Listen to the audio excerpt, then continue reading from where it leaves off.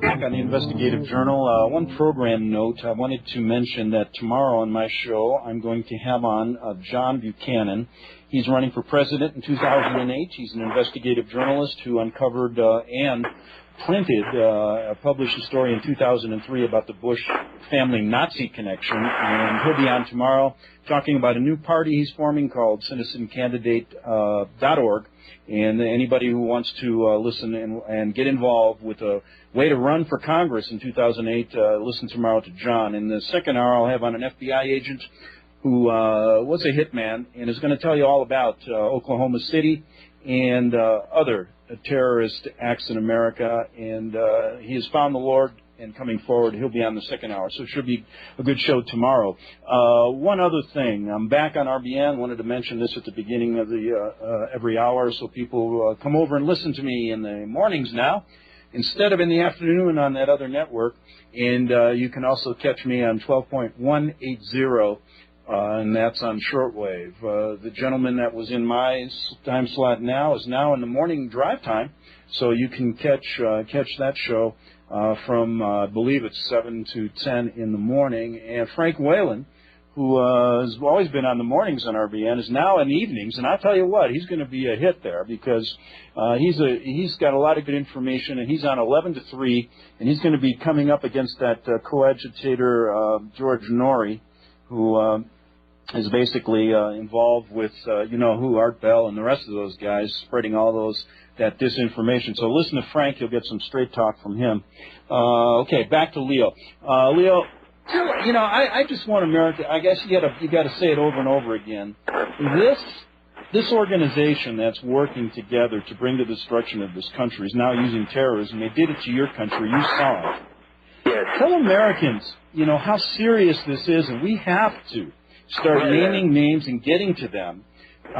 Finishing talking about the P2, we can say that P2 is the mind, the brain, together with the Jesuits of Gladio, and so a very important chunk of the work done in this New World Order setup still relates to the old puppet master like Francesco Cossiga, Licio Gelli. And Licio Gelli openly said to Ezio Giunchiglia to move on and publish in 2002 for the members of the Universal Unity Club this special 33 protocols of the coming New World Order. So I will send you personally, I hope you can send me as soon as possible your address, Greg. Yeah. So I can send you personally a copy of the 33 protocols of the Universal Unity which I've got. And these they were published originally in 2002, and they were made and written together with Marcinkus and Ezio Giunchiglia together. So there is elements in this book that are very interesting. There is the fact that the chips, the microchip will be used on humankind to control them. There is the necessity of creating islands out of prisoners that will not be kept anymore in prisons, but will be just given a tag and put on an island and separated from the rest of humanity forever.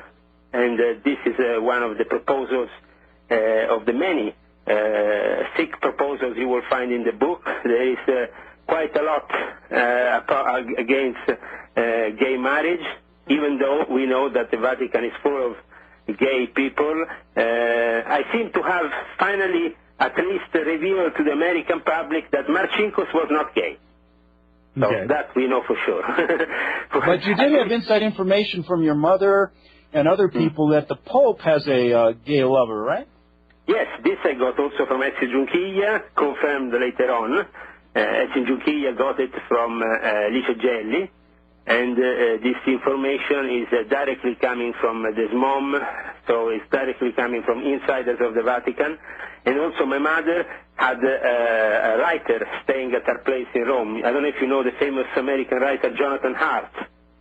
Okay. He has written several books, and basically his assistant there, who was basically knowing personally the lover of Ratzinger. And that was the most, even more incredible thing.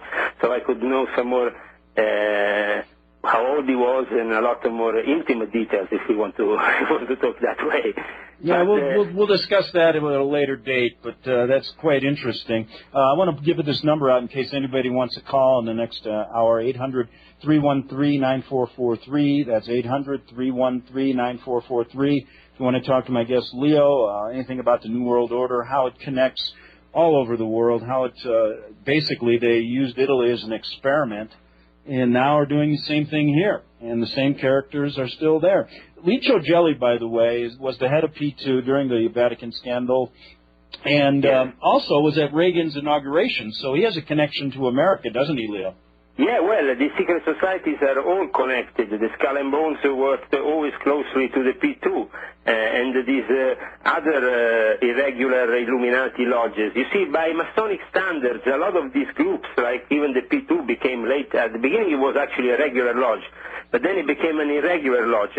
They make them irregular when they can't justify any more their means for the public, but still, they operate, and they are not considered regular by Masons, but regular by the Illuminati, who obviously are the only ones invited to join these lodges, because they are highly dangerous. You don't want to get normal people. Not everybody could, for example, even when the P2 was an official lodge, join the works of the P2. You had to be monitored first and evaluated if you could go inside there. I mean, it was, something that was not for everybody.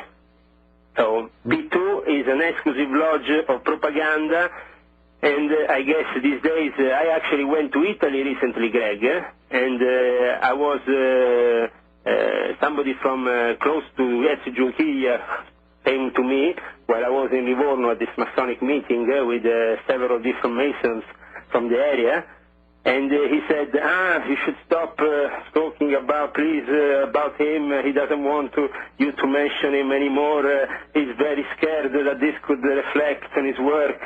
Obviously, as a junkie, he's very scared because he himself is blackmailed, like most of the P2 members. If you are a P2 member, Licio Gelli must be able to blackmail you, and then you can become somebody in charge of something. So that was when I finally challenged the P2 leadership.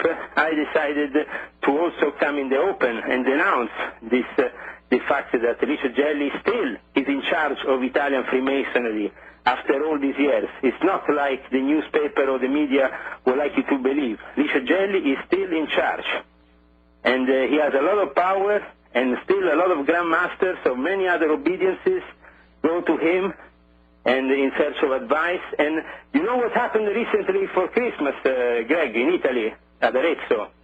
He basically organized with the church 70 people on the 1st of January to have a special meal. And it was financed officially by Licio Gelli and 2 other Italian grandmasters and the Church of Arezzo. So the church has come out openly to finally start relaunching the image of Licio Gelli, which is a real scandal in itself. Don't you think so? Yeah.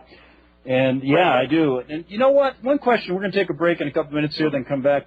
But how did when you guys were talking there? What was George H. Bush? How was he depicted to the European members? What was he all about? Well, he has a high degree. He's a 33 degree who has meetings regularly under the embassy in Rome. As we know, the embassy in Rome is the most powerful embassy the Americans have in the whole of Europe, and that's where they have their Masonic temple.